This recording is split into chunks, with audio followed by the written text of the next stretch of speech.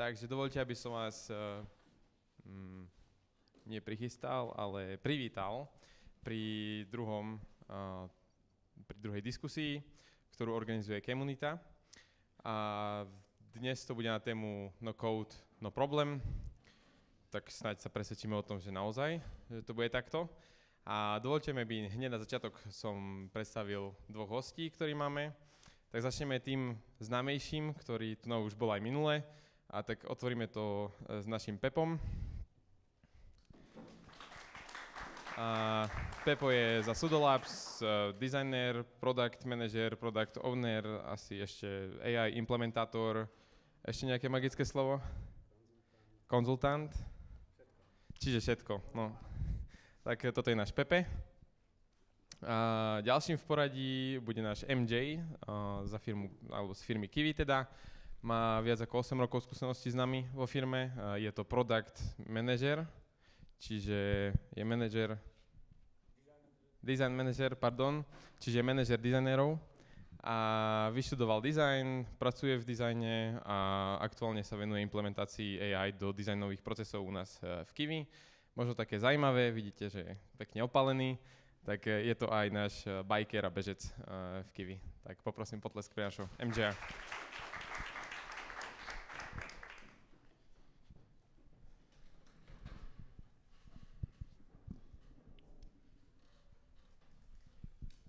Dobre, tak check, že či všetko funguje ešte.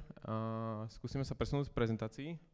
Dobre, čiže opäť ten istý formát, ktorý tu bol minule, kto tu nebol s nami, tak opäť fungujeme na slajde, ktoré bude live, čiže vlastne v priebehu toho, ako bude táto diskusia prebiehať, tak sa do ňoho budeme vracať, budú tu bloky, takže buďte takí láskaví a píšte, pýtajte sa a opäť najlajkovanejšia otázka získa malý letný darček od nás.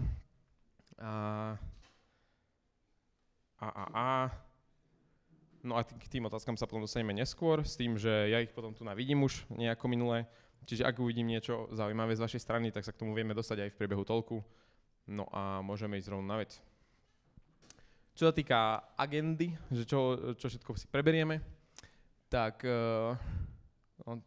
agenda je ďalšia, ale také veci, ktoré musíme vám ešte oznámiť.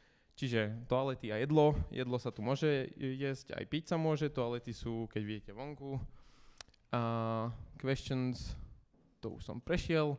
Ak sa chcete napojiť na Wi-Fi, tak TBCK, Code of Contact API, čiže to je to, čo minule, opäť si nepamätám, čo je toto API, nie je toto programátorské, ale je to API, že ak máš nejaký problém, okamžite sa ozveš, dvihneš sa, postavíš sa, upozoríš na problém. O toho sú tu ľudia, aby sme sa všetci cítili bezpečne, v pohode a v chile, dobre? No a na konci bude Breaks Networking, ktorý ste už, verím, že mnohí začali, čiže rozdávame kupóny, kde mám informáciu, že hocičo do 3,50 si môžete zobrať. Tak, na zdravie. Čo sa týka samotnej akcie, pozerám, že sme na čas, že 19:15 by sme mali začať. A všetko sa končí tým zaujímavým networkingom 2020, kedy budú tie zadarmo veci. A kto by ešte potom chcel, tak after party. Čiže len tak ešte briefly zopakujem. Pýtajte sa na slajdo. Najlajkovanejšia otázka vyhráva cenu nejakú. A potom aj vlastne po diskusii na networkingu, hoci čo budete mať a nebolo zodpovedané, tak skúste to sa opýtať priamo. Prípadne ešte otázky, ktoré nebudú zodpovedané, budeme referovať na našom Facebooku. Myslím, že už tam ste aj mnohí pribudli od minula, tak len tak ďalej. Dobre, môžeme začať. Hneď prvou témou, prvým topikom je vlastne prototyping. A hlavne sa budeme zamerávať teraz celkovo akože v dizajne. Tak to malo byť aj pretlačané, čiže nebudeme teraz riešiť ani tak kóderské veci ako také, ako z toho programátorského hľadiska, ako programátor, ale skôr ako dizajner, product owner. Tak hneď začneme z začiatku proste prototypingom. No a minule sme tu rozberali nejaké MVPs a bavili sme sa o tom, že ako tých agentov implementovať, ale z toho programátorského hľadiska. Tak možno teraz otázka na Pepeho, vzhľadom na jeho skúsenosti z MVP. Počúvam. Je, že ako by si čo pre mňa ako pre programátora znamená ten prototyping na produkte? Vlastne, že vzniká z toho nejaká servisa, alebo ako si to máme my, programátori, predstaviť? Závisí od toho, že čo buduješ. Ja som raz robil jednu prednášku o tom, ako som iteroval svoje MVP a asi použijem ideálny príklad, kde som implementoval subscription model do svojho produktu. To bol nejaký cloud, to si viete predstaviť ako iCloud alebo Google Drive. A chcel som zistiť, či vlastne ten produkt som predával na marketplace, čiže ste si to mohli stiahnuť, používať ako software a robiť na tom biznis. A veľa ľudí si pýtalo subscription model, že chceli si budovať také cloudy a budovať nejakú user base základňu na tom.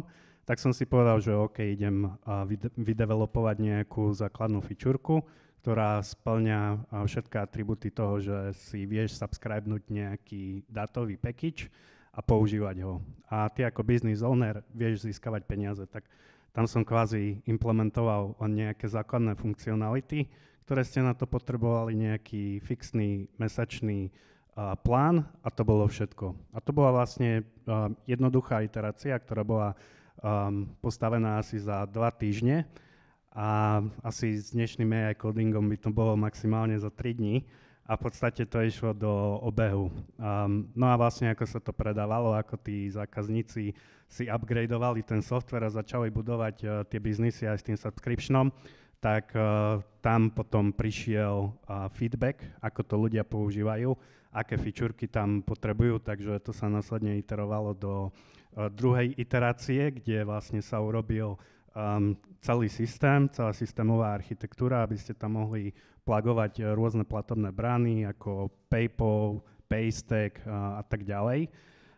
Čiže aj developeri to mali jednoduchšie, ak si chceli implementovať nejaké vlastné platobné brány, ale potom aj funkcionality z užívateľského hľadiska, že zrazu ste mohli predávať aj City pre užívateľov, s ktorými zdieľate nejaké svoje dáta, nejaké priečinky, alebo nejaký data movement, že môžete stiahnuť povedzme 100 giga, keď chcete niečo navyše, tak aj to si vedel subscribenúť, nakúpiť. Čiže vlastne týmto som iteroval ten produkt. A neviem, či máš nejakú otázku ohľadom AI-ka. Hej, čiže použil si tam to AI, alebo nie? To bolo dávno, to bolo dávnejšie, asi 4-5 rokov dozadu, takže nie.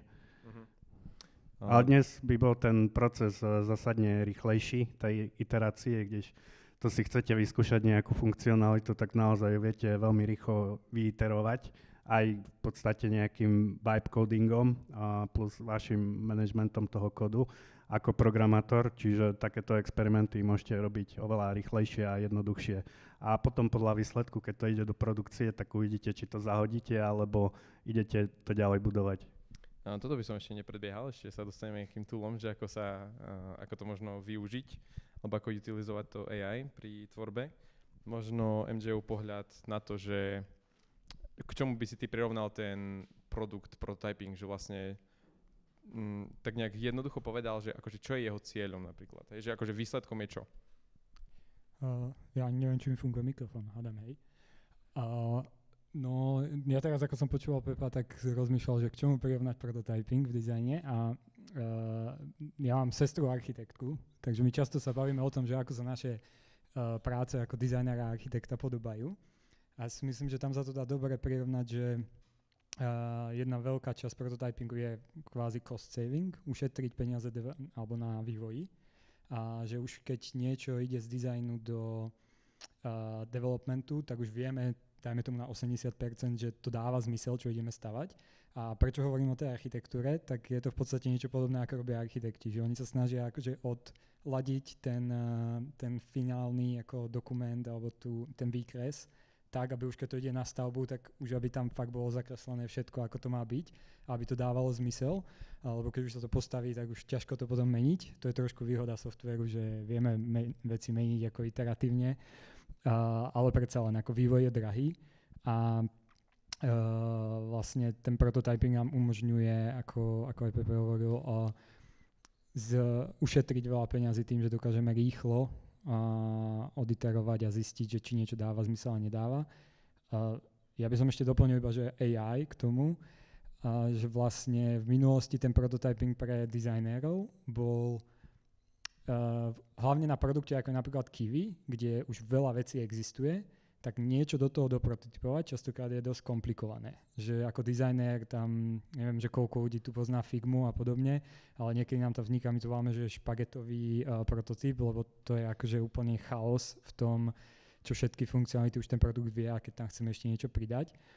A AI nám práve teraz umožňuje v dosť komplexnom produkte veľmi rýchlo doiterovať vec bez toho, aby sme z toho vznikol ten špagetový Figma dokument. Takže napríklad toto je pre nás, že komplexné prototypy sú oveľa jednoduchšie teraz s vibe codingom a podobne.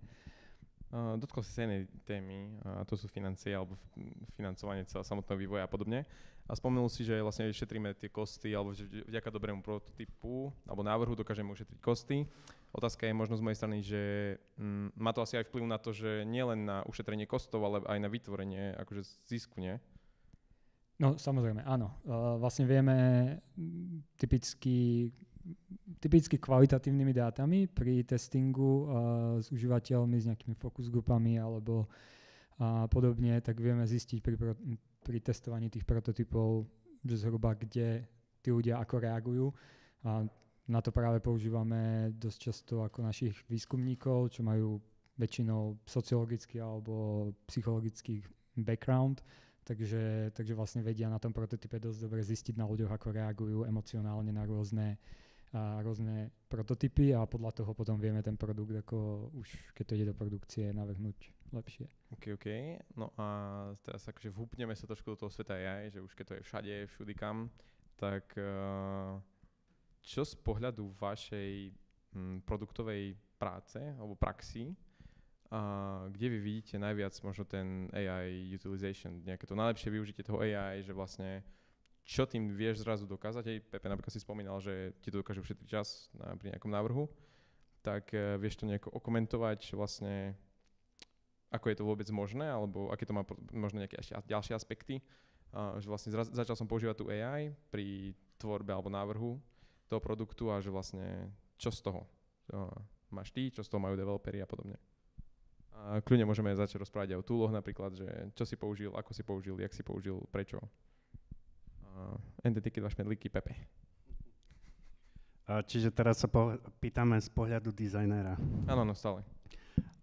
Tak povedzme, keď už má celú prácu za sebou, že nejakým spôsobom si zmapoval trh, zmapoval si konkurenciu, samozrejme, že na to môžeš použiť x toolov, urobil nejaké user interviews, vysyntetizoval nejaké použiteľné dáta z toho, ktoré sú ako nejaké vodítka, ktorými sa môže riadiť, keď navrhuje nejaký dizajn, nejaký prototyp UX-ový. Tak ja si myslím, že už keď teda ideš dizajnovať nejaké pixely, skladať pixely a navrhovať tú user experience, tak tam môžeš konkrétne využiť tie AI tooly, ktoré ti pomôžu. A sú ako keby minimálne dva smery, kde si vieš niečo nakresliť a tá AI-ka ti to nakodí, alebo keď chceš si urobiť rýchly draft, tak jednoducho si zapneš nejaký lovable a začneš tam písať, čo potrebuješ. Ja som to napríklad použil pri svojej poslednej appke, ktorú som si urobil, Spotify appku, keďže som veľký fanúšik hudby, mám asi stovky playlistov, teda možno tak maximálne 100 dokopy. A chcel som si vybrať nejaké playlisty, aby mi vytvorilo z toho jeden namixovaný playlist nejakého môjho výberu, plus nejaké nastavenia navyše, tak takto som si veľmi rýchlo urobil asi nejaké 3 prototypy, kde boli odlišné idee o tom, ako vlastne prebieha tá experience, že si načítaš tie playlisty, vybereš si množstvo songov, či sa majú vyberať nové songy alebo randomizované, čiže takto som si veľmi rýchlo... Chcem do toho skočiť, lebo otázka je, že ten prototyp už bol akože funkčný, klikateľný, nejaká servisa, nejaká vyslovene appka, alebo len akože nejaký produkt, nejaká predstava To bola predstava, kde si chcel vytvoriť nejaký prototyp na základe nejakých tvojich nápadov a insightov, ako to môže fungovať. Čiže takto si môžeš veľmi rýchlo niečo vybuildiť, čo potom môžeš testovať či s užívateľmi, alebo sám so sebou. OK, ak dostávame sa k tomu, že viem už rovno z tej idei pomocou tej predstavy produktu, už pomocou nejakých toolov vygenerovať vlastne dodatočnú akože ten výstup, tú aplikáciu z toho, alebo je to ešte také, že tam ešte AI nesiaha, alebo na to ešte nie je schopné? Veľmi závisí asi od toho, že čo presne chceš. Či chceš nejaký fungujúci prototyp, či chceš nejaké návrhy, nejakých dizajnov, aby si zabránil tomu prázdnemu plátnu. Čiže naozaj od tvojich preferencií. Ak chceš hotový prototyp, tak na to existuje veľa toolov, ktoré môžeš použiť. Aj napríklad ako dizajner existuje tool Polymet, ktorý je priamo vytvorený na to, aby tebe ako dizajnerovi uľahčil tú prácu, kde si vieš promptovaním nadizajnovať komponenty, upravovať ich, handpickovať nejaké veci, ktoré potrebuješ a následne z toho si vieš skladať ako keby funkčné prototyp layouty, kde máš funkčnú aplikáciu a tu si vieš potom vyexportovať do celého kódu. Čiže to je skôr taká špecifická apka pre dizajnovanie. OK, ďakujem. Otázka na MGA, že viem, že v Kiwi máme nejaké rozpracované projekty, kde sa snažíme priamo z produktov potom možno generovať alebo minimálne uľahčiť tú komunikáciu medzi dizajnérmi a medzi front-end developermi. Tu je otázka, že možno, že čo sa tam používa, alebo aký je ten proces tej vlastne tvorby alebo to prepájanie toho dizajnového sveta s tým programátorským. To si myslím, že bude skôr v tej druhej sekcii Design to Development a asi to viac rozviniem tam, ale k tomu prototypingu skúsili sme toho strašne veľa a ono podľa mňa dosť závisí od toho, že čo konkrétne na ten projekt potrebujeme. Že niekedy potrebujeme prototyp, kde dizajneri mi stále povedia, že proste pre nich je najrýchlejšie to vo Figme nakresliť, než promptovať. Ale napríklad, čo je zaujímavé, že ja som začal viac a viac používať na prototyping kurzor. Myslím si, že sú tu nejakí engineers, čo tiež používajú kurzor. A v podstate ako dobre to funguje v tom zmysle, že keď naozaj máme že blank page a mám niekoľko smerov, ktoré chcem explorovať, tak ono strašne dobre v tom prompte do kurzoru, myslím, že Sonnet, Cloud alebo tak, funguje, keď mu dáte príklady z nejakých historických dizajnových smerov alebo podobne, že keď chcete explorovať vlastne nejaký dizajn, tak on je akože dosť slabý v tomto, ale ako náhle mu dáte nejaké príklady, že chcem z dadaizmu toto, chcem cyberpunk a keď mu takto akože viac priblížite nejaké smery, ktoré historicky sú dosť dobre popísané na internete, tak vtedy akože začne generovať celkom zaujímavé ako prototypy samotný kurzor na frontend. Keď sa bavíme o prototypoch, tak teraz sa bavíme asi o tom dizajne, hej? Že vlastne a teraz hovorím čisto o nejakých vizuálnych veciach, hej? Že, lebo ľudia typicky si povedia, že kurzor a cloud, že to proste nie je moc vizuálne workflow, ale napríklad v tomto zmysle akože celkom dobre funguje, že zahodiť všetky ako vizuálne editory a skúsiť v kurzore iba takto ako promptovať, dávať nejaké príklady a vlastne ten Cloud dokáže celkom dobre a potom niekoľko explorácií v tom priniesť. Tak to je iba taký akože zaujímavý príklad, že čo by možno ľudia nečakali, že kurzor akože používať ako dizajner na prototypovanie early on. Okrem kurzoru, akože ja som ešte počul také, že Canva alebo nejaké ďalšie tooly. V Canve máme dokonca jedného dizajnera, čo pre nás pracoval v Kiwi.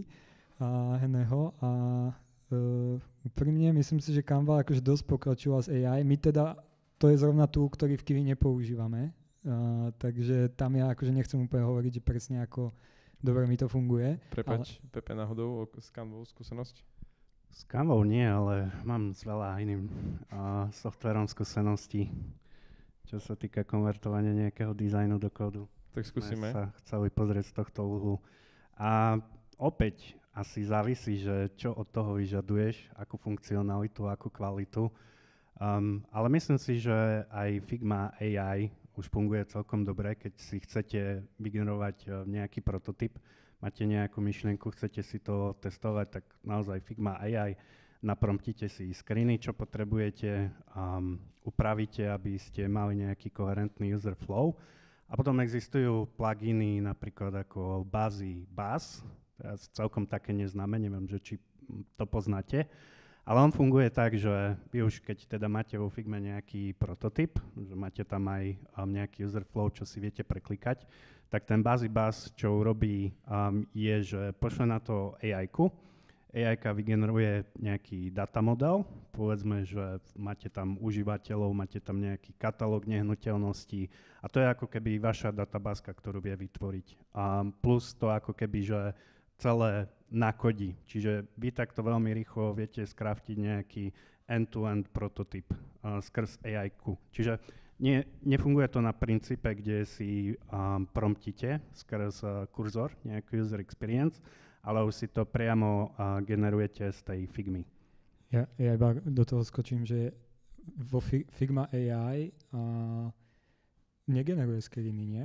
On iba generuje first draft, sa to volá. First draft, ale tam v podstate sa dá dať iba nejaký štýl akože predvybrať, že je tam nejaký wireframe alebo nejaký ich design systém, ale vlastne nemôžeš urobiť úplne svoje. Že preto som sa na to pýtal, lebo že tá Figma Make, to AI, čo je to, čo teraz tlačia, tak je skôr o tom, že už nejaký design ten človek musí vytvoriť a potom to interaktívniť. Áno, hej, to je pokročilé. No, Figma pracuje so svojím vlastným design systémom, ktorý je flexibilný na toľko, že si vieš meniť fonty, farby, zaoblenia a tak ďalej.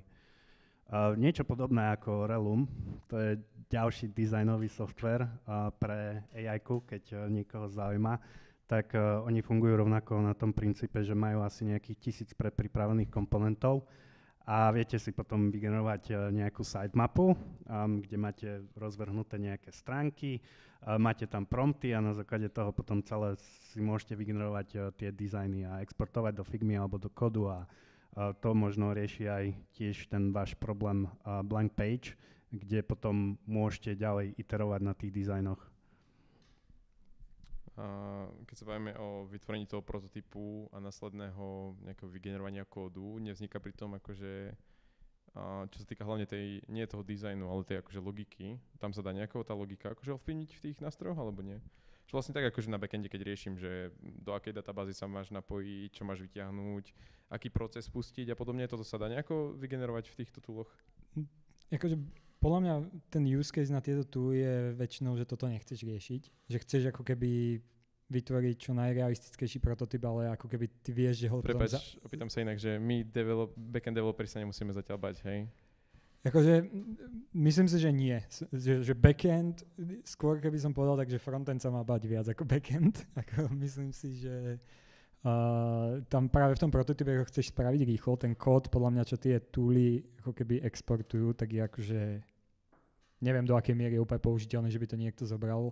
Viem, že naši developeri, keď sme skúšali napríklad Lovable, že sme chceli im ukázať nejakú pokročilú animáciu, ktorá sa nám strašne ťažko vytvárala ako v tej Figme, tak Lovable bolo práve niečo, kde sme dokázali relatívne rýchlo napromptovať presne tú animáciu. Myslím, že to bolo nejaká animácia, keď máš otvorený check-in alebo niečo a bliká ti tam, proste hýbe sa tam nejaká kontrolka v tom UI-ku.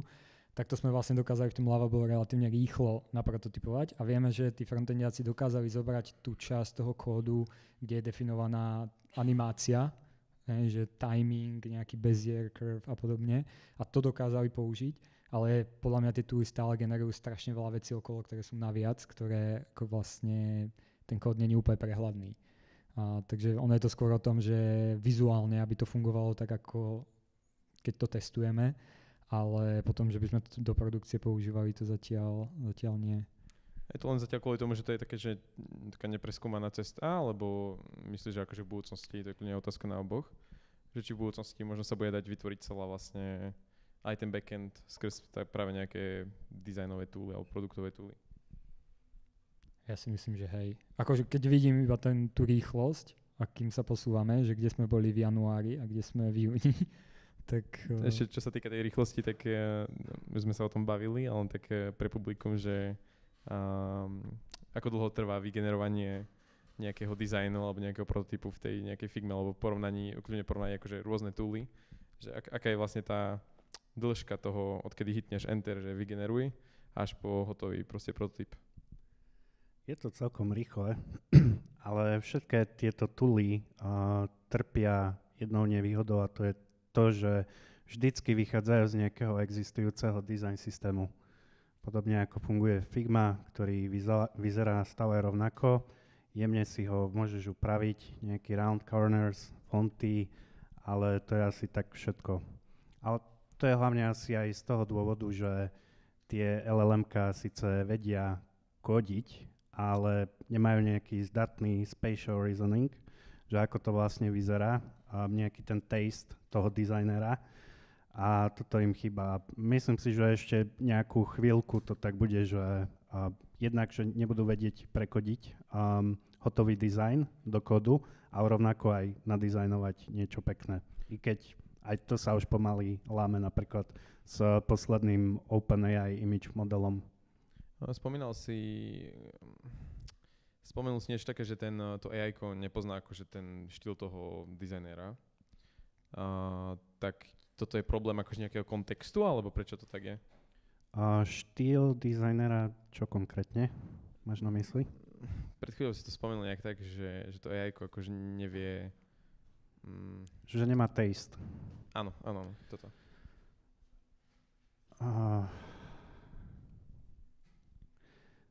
Rozmýšľam, ako odpovedať na túto otázku. Možno, keby som ju lepšie pochopil. Takto, ono je to natrenované na texte, na nejakých obrázkoch.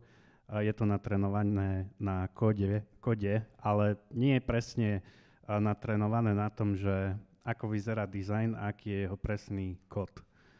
Čiže to by chcelo skôr nejaké fine-tunuté LLM-ko, o čo sa snaží napríklad ten Polymet si urobiť takýto dizajnový model, ktorý keď promptíte, tak tie hotové templatey vyzerajú oveľa lepšie, ako keby tie dizajny, ako od nejakých general LLM-iek. OK, a ešte možno MJ k tomu vieš niečo pridať? Ja iba znova sa vrátim k tomu, čo už som spomenul, že ono strašne záleží od toho, že aký máte use case. Že pokiaľ chcete vytvoriť 0 to 1 a chcete iba nejakú myšlienku ako keby skúsiť, odprototypovať, tak vlastne to V0, Lovable Bold, oni v podstate všetci vyrábajú veľmi podobný dizajn, lebo oni sú natrenované na rovnakej nejakej jednej frontendovej library. Čiže ono to bude dosť podobne vyzerať. Je strašne ťažké dosiahnuť to, že máte existujúci produkt a teraz mu dáte obrázok a že skús to spraviť tak, ako je to na tom obrázku. Tak to podľa mňa z tej skúsenosti, že fakt failuje. A do tohto sme napríklad aj s našimi, máme taký akože menší AI research team, kde práve tomuto topiku sme sa dosť venovali v posledných týždňoch, že či dokážeme sa nejak ako viac približiť tomu, že dokážeme s LLM-kom ako keby generovať dizajny v Kiwi, ktoré sú postavené na naozaj tom, ako Kiwi vyzerá, ako web stránka. A tam si myslím, že sme urobili teraz akože dosť pokrok, že tým, že máme relatívne dobre zdokumentovaný design systém, tak sa nám celkom darí ako keby trénovať to AI na to, že vie generovať ako aj vlastne ako keby dizajny, ktoré dosť akože sa podobajú Kiwi. Ale to je stále iba na škále našej firmy. Hej, keď to niekto by chcel robiť ako globálne a ako je tam dosť veľa ako manuálnej práce na toto vôbec natrénovať, takže to zatiaľ ako úplne nefunguje. Sú nejaké tooly, ktoré to zvládajú dobre, myslím si, že Subframe je jeden a potom je Builder.io, ktorý dokáže dobre namapovať design systém a potom sa tam práve skrz nejaký akože chat dá ako promptovať. Takže to sú iba príklady toolov, ktoré si myslím, že sú najďalej, ale je to stále akože ešte lepšie používať na tie 0 to 1. OK, ďakujem pekne. A prejdeme teraz do sekcie otázok, len mi sa opäť zasekol Wi-Fi, takže som nevidel ani jednu otázku. Takže pecka. Ale dobre, tak prvá otázka, najviac lajkovanejšia, je zatiaľ od Antona. Z mojej skúsenosti AI len veľmi zriedka dokáže vytvoriť niečo skutočne kreatívne a nové, doteraz nevidené a byť v podstate trendsetter. Zaujíma ma, či AI tooly určené primárne pre dizajnerov sú na tom rovnako, pretože väčšina webov od Lovable a Vercel V0 vyzerajú v podstate rovnako. Kto sa chce tejto role ujať? To sme už aj spomenuli, že oni vlastne aj Vercel, aj Lovable, aj Bolt sú trénované na jednej library, čo sa týka front-end komponent, takže ono preto to vyzerá rovnako. Je taký, ja viem, že my sme skúšali jeden tu Flora Fauna, sa to myslím volá. Je to také práve na vizuálnu exploráciu a využíva to tie také image modely, ako je, teraz je ten nový VO3 od Google, tak tam si myslím, že sa dá trošku viac explorovať aj tie vizuálne veci. A ešte som vedel jeden tu, ale ten som teraz zabudol. Máme tam ďalšiu otázku, že či viete dať príklad na appky alebo nejaké funkcionality, ktorá dokáže už dnes doručiť alebo deploynúť úplne bez písania kódu. A predpokladám, že táto otázka bude hlavne zameraná na ten produkt, že nie len na akože software samotný, na servisu. A deploynúť akože do nejakého existujúceho produktu? Lebo akože deploynúť, že na web, aby to fungovalo, to dokážu aj tie tooly, čo sme spomínali. Nie je špecifikované, ale sú tam odpovede Lovable, Bolt.new, Databutton a Nathan.io. No, všetky tie dokážu deployovať. Ešte raz, prosím, aká bola otázka? Že či vieme dať príklad appky alebo funkcionality, ktorá sa dá dnes doručiť a deploynúť úplne bez písania kódu. Príklad funkcionality appky? Takže appky / funkcionality, tak ale skúsime, že appku. Tak je asi široké spektrum, čo všetko môžeš vybudovať, ale asi také jednoduché pravidlo je, že čím je niečo viac komplexnejšie, má to nejakých viac dependencies, tak tým náročnejšie to bude pre AI-ku vytvoriť, ale keď máte nejaký jednoduchší use case, napríklad ako moja Spotify app, kde si mixujete playlisty, tak to je veľmi jednoduché a tie tooly ako Lovable a podobne, tak ponúkajú aj ten deploy, kde si viete kúpiť aj doménu, takže vie to fungovať. A už pri tých komplexnejších appkách už potrebujete aj napríklad kurzor ako nejaký profesionálny environment na vibe kodenie, písanie appky. Tak ďalším otázkam sa budeme venovať v ďalšej sekcii, ale potom sa opýtať neskôr v rámci teambuildingovej aktivity v zátvorke pivko. A prejdeme do ďalšej témy a nejak tak plynulo, že teraz sa dotkneme dizajnu samotného, čiže končili sme poslednú tému alebo poslednú otázku, čo ty si MJ vravel. No a teraz ja už som na to zabudol. Ale vravel si o niečom takom, že vlastne ten, že v tých túloch vieme si akože vygenerovať aj tie samotné dizajny. No a teraz otázka je, že taká podrypačná, že tým, to sa aj dotýka jednej napríklad otázky, ktorá tu je spomenutá, že no vlastne to Anton spomenul, že v prípade, že vlastne budeme teraz vo veľkom používať to AI na tvorbu dizajnov, tak či sa nedostaneme do nejakej takej éry, že vlastne to AI-ko bude až tak používané, že každý jeden dizajn od každej jednej firmy bude nie že rovnaký, ale že podobný alebo na jednu nôtu. Ja si myslím, že tam sme sa dostali aj bez AI. Akože to...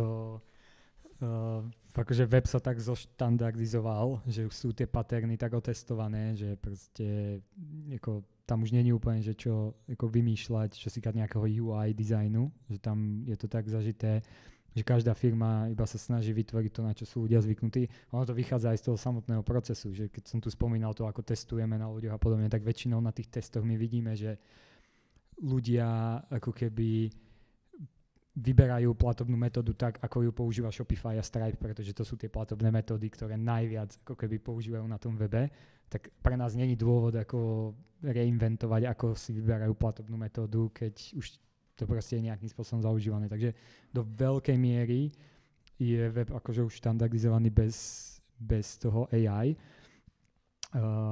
No ale myslím si, že ako stane sa aj to, že ja sa až tak možno nebojím toho, lebo toto už sa podľa mňa stalo, ale skôr teraz bude strašne jednoduché, tým ako sme sa bavili o tom prototypingu, vytvoriť reálne nový produkt, akože celý software, že tých APIek samotných bude strašne veľa a ono na jednu stranu je to super, lebo bude oveľa lacnejšie, ako keby pre founderov vytvoriť niečo. Bude toho zrejme viac, bude viac startupov, no to vidíme aj v tom AI-ku samotnom, že koľko tých toolov vzniklo za posledné mesiace. Na druhú stranu, ako je otázka, že ako sa s tým produktom odlíšiť, aby medzi všetkými tými produktmi, ktoré budú tak jednoduché vytvoriť, aby ten váš zrovna uspel, tak to si myslím, že bude tá naozaj veľká výzva. Takže na jednu stranu dobré, že nepotrebuje vlastne väčšina ľudí žiadny miliónový kapitál, aby zistili nejaký, že či ich produkt dáva zmysel. Na druhú stranu akože bude oveľa ťažšie sa presadiť v tej konkurencii, lebo všetci to budú v podstate vedieť, akože na vibe kódiť. A no, tam akože na druhú stranu akože prichádza to, že čo bude ten diferenciátor. Ja teda akože som biased ako dizajner, že si myslím, že dobrá experience a bude akože diferenciátor, keď technicky to každý bude vedieť vytvoriť, ale tak to som ja. Neviem, či Pepe má na to iný názor. Ja s tým súhlasím. Tá technológia deliberalizuje tvorbu nových produktov, a čiže to bude najmenší problém toho foundera, ale tak, ako bolo spomenuté, že musíte mať nejaký differentiate faktor, ale rovnako, čo je podstatné teraz a bude ešte viac skrz toľkej konkurencie, je vedieť budovať distribúciu toho produktu. Mať kanály, kde to vieš dávať ten produkt do rúk ľuďom. Ja k tomu iba ešte možno jedna paralela historicky, že keď sa pozerám akože na posledných 100 rokov, tak vlastne kedysi bol ten diferenciátor, tá technológia, že niektorá firma vedela niečo spraviť a niektorá to nevedela, tak samozrejme tá, čo mala tú technológiu, tak ste prirodzene akože tu ľudia používali. Potom sme sa dostali do fáze, kedy brand rozhodoval, že tá technológia už bola všade, hoci kto vedel vytvoriť, ale kto mal viac cool brand, tak tam ľudia išli. Potom sme sa, dajme tomu, dostali do toho, že už akože brandy, už bolo toho strašne veľa, tak tá experience rozhodovala. A práve teraz sme podľa mňa v milníku toho, že čo bude rozhodovať teraz, a možno to Pepe práve ako povedal, že to bude tá distribúcia. Tak to je taká paralela, že historicky sa tiež vlastne to menilo to, čo rozhodovalo, že kto je úspešný a kto není. Pred chvíľou si ešte spomenul, keď si ešte začal rozprávať o tom, že vlastne to AI ťa dokáže, akože keď ja som sa opýtal, že na tvorbu tých dizajnov, že či to bude nejako akože, či všetko bude rovnaké a podobne, tak máme otázku z publika, že k tej AI, a sa to dotýka toho UI a dizajnu, ale že aj vlastne ako sa vlastne to AI dokáže používať pri UX researchi, že vlastne my dokážeme nejako ovplyvniť ten dizajn na základe nejakých štatistík, ktoré máme pozberané, alebo vieme tam pridať nejaký kontext, že naši zákazníci radšej klikajú na veľké zelené tlačidlo. To je na oboch otázka. Je to super otázka, lebo v UX researchi si myslím, že sme v Kiwi urobili asi zatiaľ najväčší progres, čo sa týka AI. V podstate, aby som odpovedal na to, že ako dokáže AI pomôcť v UX researchi, tak rozhodne je to market research, kde vlastne akože porovnávate konkurenciu. To je strašne dobré akože sa pýtať na to AI, pretože oni ako keby tie dáta tam sú natrénované, že čo sa deje na tom webe. Takže si myslím, že na market research je iba nejaké porovnávanie niečoho, čo už existuje. A ak chcete si spraviť nejaký benchmark, tak tam si myslím, že AI ako vie fungovať veľmi dobre. Druhá vec je, že vďaka AI my dokážeme napríklad teraz user researchi, teraz príklad ako Kiwi, operujeme na celom svete, máme zákazníkov takisto z Japonska ako z US, tí zákazníci majú nejaké iné potreby a správajú sa trochu inak. A pre nás bolo historicky veľmi náročné získať tie insighty z týchto rôznych marketov. A vďaka AI my teraz dokážeme robiť rozhovory so všetkými týmito zákazníkmi cez AI moderátora, ktorý nám to real time ako prekladá a my vidíme vlastne všetko v angličtine, ale reálne sa to AI po japonsky rozpráva s japonským zákazníkom. Takže vlastne v tomto nám ako AI tá real time translation ako dosť pomohla v researchi. A samozrejme tá najväčšia vec potom je, že my máme extrémnu hromadu dát za tie roky, čo sme z tých rozhovorov a rôznych ako focus group a testov ako získali. Máme strašne veľa Google prezentácií a Google dokumentov. No a samozrejme, v čom je AI dobré, je dať všetky tieto dáta do toho a snažiť sa akože vďaka tomu tie insighty získať rýchlo. A tam rozhodne, keď mám hovoriť o tooloch, tak ešte na tie rozhovory, ak by vás zaujímalo, tak Listen Labs sú veľmi dobrí a Genway sa to snaží robiť, ale Listen Labs je suverene akože najpokročilejší tool, čo dokáže real-time robiť rozhovory. Do toho ti skočím, len aby bolo jasné, že všetky tooly alebo všetko, čo teraz tu nás sa spomína, tak my skúsime spraviť nejaký zoznam. Hej, to sme už na veľa panovkách robili, lebo tých toolov je tak veľa. A dáme to potom na Facebook. Ja by som možno ešte do toho dodal takú víziu, že vlastne čo sa otvára, aké capability s tou AI-kou, že už môžeme vidieť aj nejaké tooly, ktoré skúšajú automatizovaný AB testing, čo sa týka nejakých textov, že samotná AI-ka si manažuje texty a testuje tú konverziu.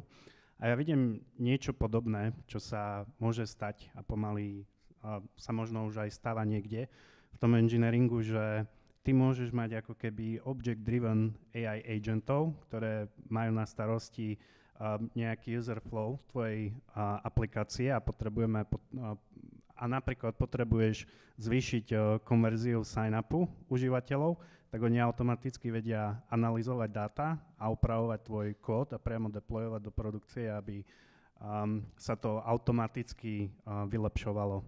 Taký self-healing systém, ktorý je riadený tým feedbackom, tými metrikami. Toto je dosť cool. Tam sme sa ešte nedostali, ale... To príde tak o rok, 2. Ešte jedna vec, čo som chcel spomenúť k tomu UX researchu, a dneska som to ukazoval Ciprovi kolegovi, že pokiaľ je jeden tool, ktorý vyskúšať, tak je to, že Notebook LM od Google. Neviem, či to má akože široké zameranie, hej. Je to v podstate AI, kde dáte tie Google Docy, prezentácia tak a on sa dokáže v tom akože vyznať. Tak to je niečo, čo v UX researchi sme benchmarkovali a suverene najmenej halucinuje táto AI-ka. Skúšali sme aj Perplexity, podobne všetko.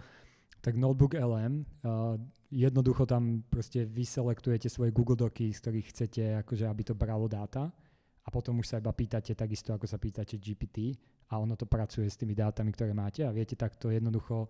U nás v researchi to znamená, že máme 300 Google dokumentov, kde sú reporty z nejakých výskumov a každý človek vo firme jednoducho dokáže sa iba pýtať tohto AI-ka a získavať insighty. A najviac cool feature je, že si z toho viete vygenerovať reálny podcast. Takže vlastne z tých dát sa dvaja moderátori bavia v podcaste. Vyzerá to ako normálny podcast, majú super akože speakerské intonáciu všetko, ale reálne ho rozprávajú o tých vašich dátach, ktoré máte v tých dokumentoch a viete sa do toho callu joinúť a pýtať sa ich. A to je, že akože super interaktívna vec, ako sa rozprávať so svojimi dátami.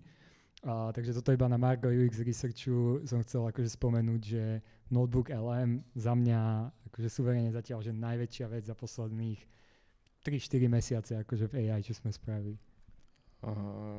Do toho chcem zabrnúť, ale iba skrátke, lebo máme tu jednu otázku, ale len tak možno, že povrchne. Čo sa týka bezpečnosti a napríklad nejakých GDPR dát, že predstavím si, že mám teraz v Google Docs nejaké, proste to je jedno, nejaké informácie od nejakých zákazníkov a podobne, napríklad z nejakých rozhovorov s tými Japoncami, čo si vravel. Že môžem sa na toto spoľahnúť, že tie dáta akože nebudú, ten môj podcast napríklad, že nebude použitý ďalej, alebo že to AI-ko, keď vlastne si načíta tie dáta, že či ostane to v tom nejakom nejaké enkapsulované nejako, alebo či sa ten model učí nejako na tom. Len tak skrátke nejak. To je akože jednoduchá odpoveď, že toto bol aj predtým, než prišlo AI, tak toto bolo veľké téma, že my keď robíme akože výskum s ľuďmi, tak to GDPR, vlastne naši researchi tie reporty píšu tak, že vlastne sú akože GDPR approved. Okay. Že vlastne to AI-ko nedostáva dáta, že čo by neboli compliant. Dobre, no a otázka je, že či vieme rozvinúť viac, čo ste mysleli distribučnými kanálmi. A to predpokladám, že to je otázka na Pepa. Keď si vravel o tom, že vlastne aj na MJ, keď vlastne tá štvrtá akože revolučná fáza, takže čo tie revolučné kanály, tie distribučné kanály možno vedia byť? Tak každá company, ktorá má nejaký produkt, nejakú servisu, potrebuje to predávať. Haló. Už to asi ide. Potrebuje predávať ten produkt. A je niekoľko možností, ako ho predávať. povedzme, máš influencerov, ktorí si zazmluvníš a oni majú nejaký outreach. Čiže oni už tú ťažkú robotu urobili za teba. Alebo si platíš reklamu na sociálnych sieťach, na Google. Alebo máš nejaký sales team, ktorý chodí door to door a predáva zákazníkom. Alebo máš nejaké partnerstvá, ktoré sú nejakým spôsobom pozitívne pre obe strany, ktoré pomáhajú predávať tvoj produkt. Čiže je to niekoľko možností, ktoré máš, ako predávať ten produkt a už asi závisí od teba, od tvojho typu produktu, ktorý kanál je pre teba najlepší. Čiže keď si ideš budovať nejaký produkt, tak teraz ako ho dostanem medzi ľudí? Idem si platiť niekde reklamu na špecifických portálov, ktoré sa venujú tej mojej problematike, alebo sú nejakí tech influenceri, ktorých si môžem zaplatiť a budú predávať môj produkt, alebo sú konkrétne firmy na trhu, ktorým môžem skrz svoj sales team predávať tento produkt. Čiže možností je veľa, ako si budovať tú distribúciu a dostať sa ku koncovému zákazníkovi. A k tomu len, že vlastne tu mi príde, že sme trošku preskočili ten jeden krok a to je možno krok toho deployu, že toto nie je akože nejaký software, nie je iba nejaký akože produkt, ktorý ideš predať door to door, že to sa takto asi úplne nedá, ale tá apka musí akože žiť nejaký život, alebo ten deploy, akože nie každá samozrejme, ale záleží od apky, ale že otázka je, že existuje nejaké AI na to, aby sme si zefektívnili ten deploy, nejaké automatické, dobre, nemusíme sa baviť len o nejakých pipelinách v GitHube alebo niekde, ale proste sú nejaké tooly na to, aby som v kurzore napríklad napísal mu, že deployni to teraz tam a že on to deployne. Toto máme nejako preskúmané? Tak na to sú jednoduché služby ako Vercel napríklad. Ty z kurzoru si deployuješ ten kód na GitHub a Vercel si napojíš na GitHub a vždycky, keď urobíš nový commit, tak sa ti to deployne podľa nejakých pravidiel na tvoj server. A to je GitHub only? To je tým Vercelom. Okay. Len ten Vercel sa napája na GitHub. Okay. Čiže to je už dneska celkom jednoduché. Niekedy to bolo mega náročné deployovať appku, dneska to máš na 3 kliky. Yeah. Dobre, k dizajnu ešte by som sa len opýtal, že či dotkli sme sa tej témy nejakej unifikovanosti alebo toho, že či to AI akože vymýšľať nejaké nové veci. A možno je otázka, že ak ju dostatočne nabustím alebo že pridám jej veľa kontextu, dlhé prompty a tak, či dokáže byť možno kreatívnejšie ako človek. Hej, že tak ako si TMJ hovoril, že či viem proste využiť nejaké prvky z dadaizmu alebo hocičo. Či napríklad toto máte vy skúsenosť z praxe, že tá AI sa ukázala, možno zahalucinovala trošku a urobilo niečo, čo ste si povedali, že wow, že toto je akože, to by mi nenapadlo. Ja by som povedal, že AI-ka je kreatívnejšia ako 99% ľudí. Určite je kreatívnejšia ako ja som skôr technicky zdatný typ. Ale stále nemá na to, aby porazila to 1% kreatívcov na svete. Ale na to vyšiel tiež jeden veľmi dobrý research paper od jedných výskumníkov. A LLM-ka závisí, že na čo ich natrenuješ, čo je ten optimalizačný faktor, na ktorý optimalizuješ ten výsledok. A môžeš optimalizovať na coding, môžeš optimalizovať na matematiku a rovnako môžeš optimalizovať aj na kreativitu.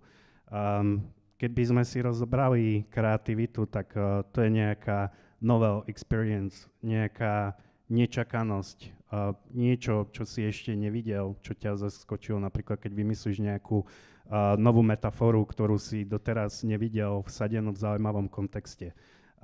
Tak vlastne ten výskum bol celkom zaujímavý, lebo tam si vlastne vytvorili takýto kreatívny dataset tými kreatívcami, možno použili to horné 1%, a natrénovali tú AI-ku. A v podstate bola kreatívnejšia ako všetké general purpose modely, ktoré sú či od Google, či od OpenAI, takže vie byť kreatívna, ak ju na to natrenuješ. Otázka, že bola kreatívnejšia, ak bola naučená z vecí, ktoré už boli vytvorené?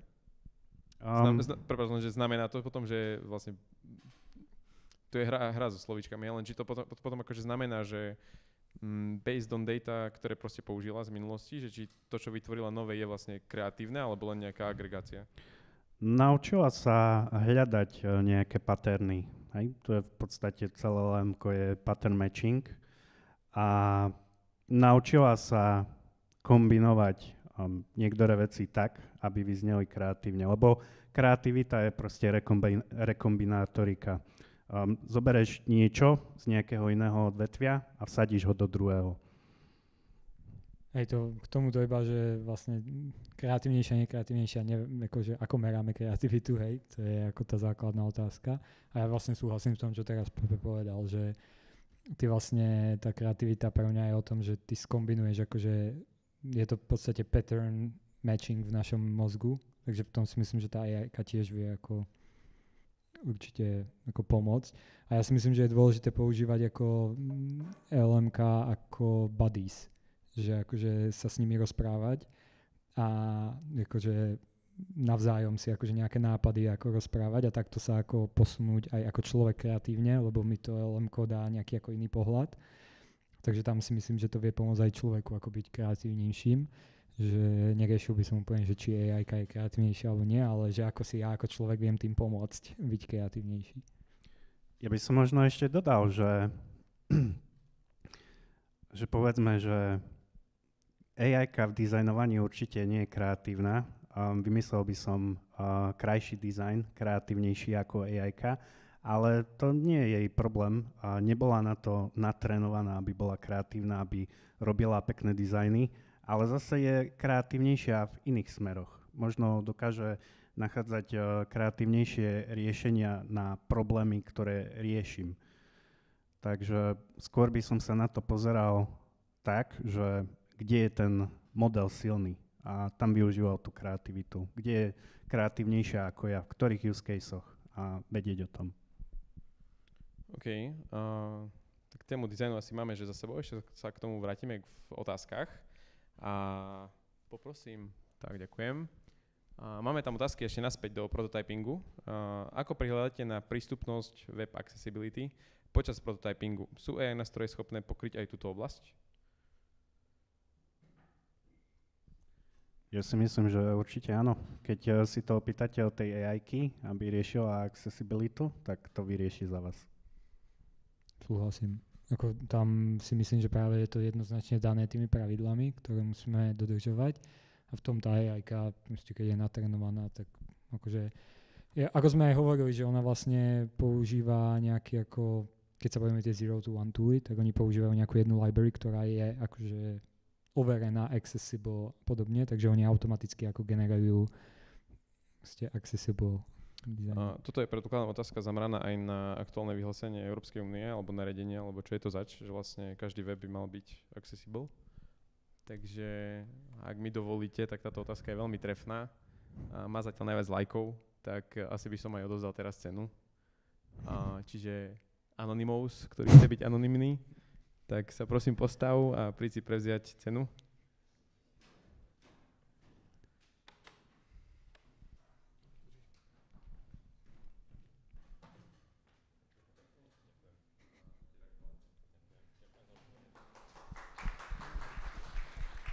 Tak to keď bola najlakovanejšia otázka, to sme ju mali viac rozobrať.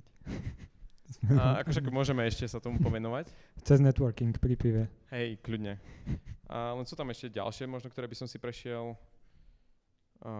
Napríklad s 2 lajkami. Myslíte si, že umelá inteligencia posunie úlohu UX dizajnerov viac na kurátora/editora, než na tvorcu? Ja si myslím skôr, že ťa odbremení od tej dielčej únavnej práci, ktorú musíš robiť, ako už bolo spomenuté, že vie zosyntetizovať nejaké insighty alebo reálne ísť na nejaký user interviews, tak ty sa na to už pozeráš ako keby z väčšej abstrakcie a viac sa zamýšľaš nad tými problémami, ktoré riešiš a snažíš sa prísť na správne otázky, na ktoré hľadaš odpovede, ale už nemusíš robiť tú dievčiu manuálnu prácu. MJ, nejaké vedenie?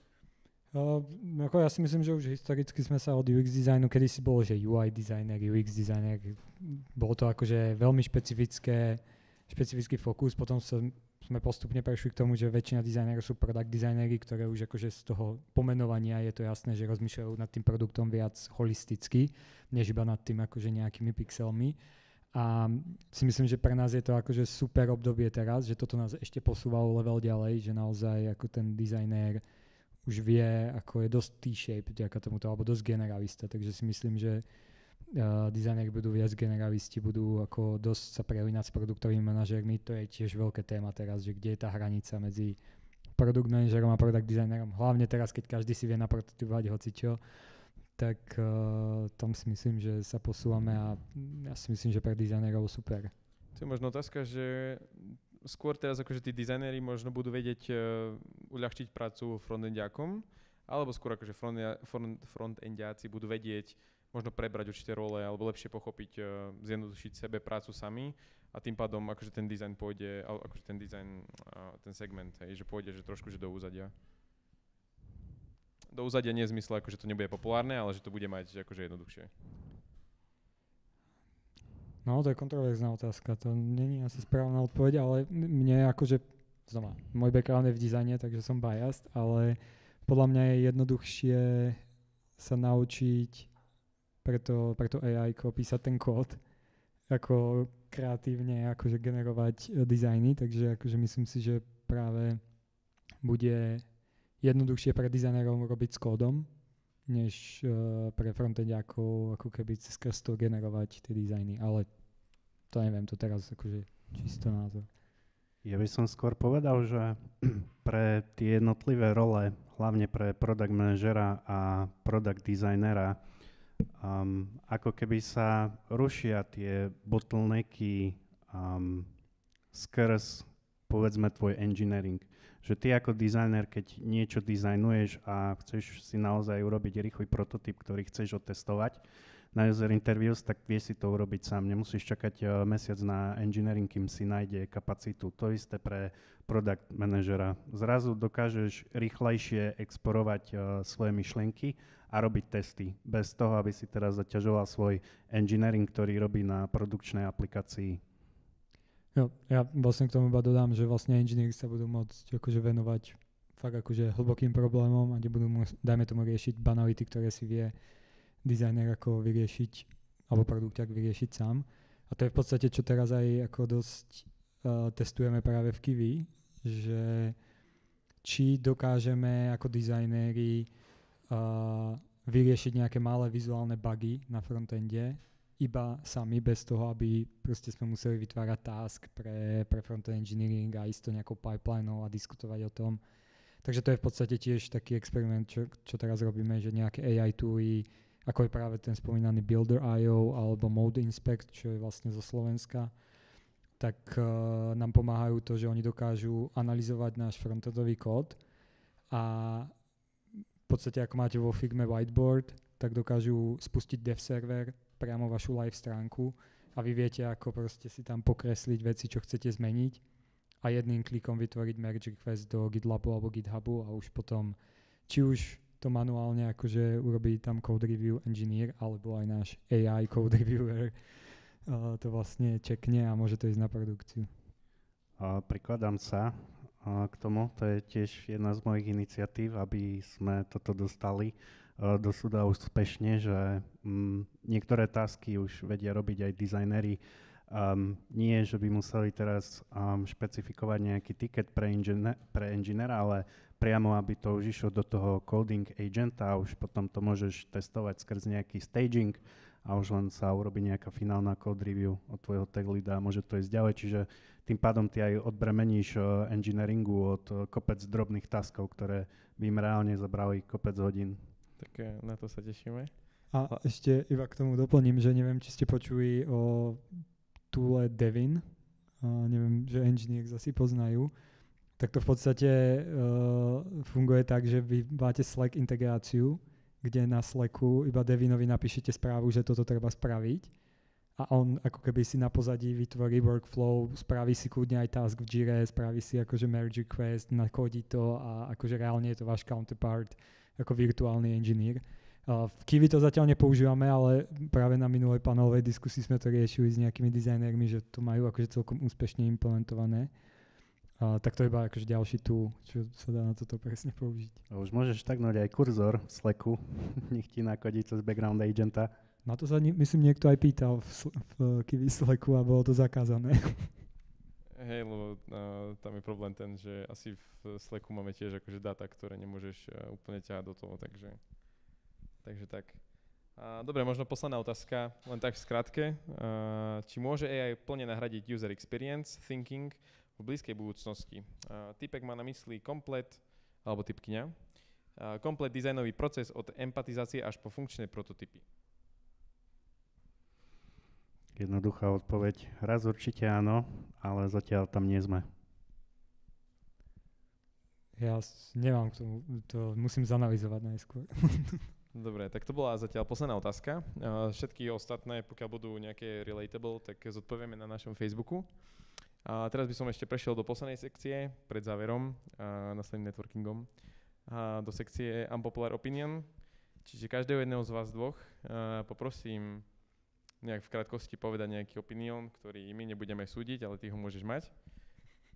Tak začneme Pepe, lebo ty už máš skúsenosť minula. Ja som mal posledné dva. Tak poprosím teraz iba jeden. Daj mi ešte sekundu, musím si premyslieť. Dobre, tak MJ máš, alebo tiež rozmýšľam? Mne akože taká myšlienka, ktorú mám posledné ako týždne v hlave a neviem, či to je úplne unpopular opinion, ale že sa zamýšľam nad tým, že keď robím s dizajnérmi, tak veľa tých projektov, tých research projektov, ktoré teraz riešime skrz AI, tak sa častokrát dosť približujeme kódu. A to bolo historicky také, že boli dizajnéri, čo boli blízko kódu a boli dizajnéri, ktorí boli ďalej od kódu a bolo to taká kontroverzná otázka, že should designers code? Hej, a to nikdy sme na to nenašli odpoveď. A teraz sa znova na to zamýšľam v časoch ako AI, že či sa posúvame práve tým, čo sme dnes aj rozprávali, že ako generujeme tam kód ako dizajnéri a vidíme ten kód, ako sa generuje a vytvárame merge requesty a podobne, tak ono to na prvý pohľad vyzerá, že my sme sa tomu kódu ako dosť priblížili, ale potom tam mám akože takú opačnú rovinu na to, že my sme sa mu síce priblížili tomu kódu, ale zároveň to AI ho tak abstraktuje, že vlastne sme od neho ešte ďalej. Tak to je taká akože kontroverzná vec, čo teraz akože sa nad tým zamýšľam, že tak sme bližšie kódu, alebo naopak sme ďalej od toho kódu. Tak neviem, should designers code, to je vždy kontroverzná otázka a asi na ňu zase nebudeme mať odpoveď ani teraz. Tak. No, ďakujem pekne. A Pepe? Tak ja môžem ponúknuť jediný unpopular opinion, že proste už nebudeme kodiť na úrovni kódu, ale ja si viem predstaviť veľmi peknú user experience, že máme Figmu, niečo si dizajnujeme, nejakú aplikáciu, nejaký user flow a na pozadí sa to automaticky kodí a deployuje, že ten kód už nebudeme riešiť na úrovni písmenok, ale oveľa niekde vyššie.